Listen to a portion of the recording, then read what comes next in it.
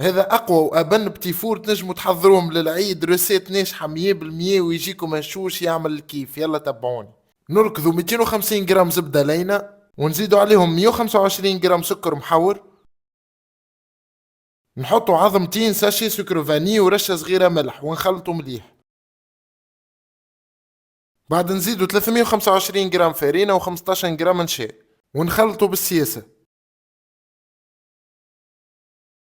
بعد نعبيو البات في بوش ونشكلوا كعبات البتي فور متاعنا، وندخلوهم للفور 170 درجة مدة 12 دقيقة. وانا هوني باش نحط وسط كل كعبة معجون مشماش تعزينة 100% طبيعي وبنين برشا. بعد نسكروهم وتنجموا تزينوهم كما تحبوا.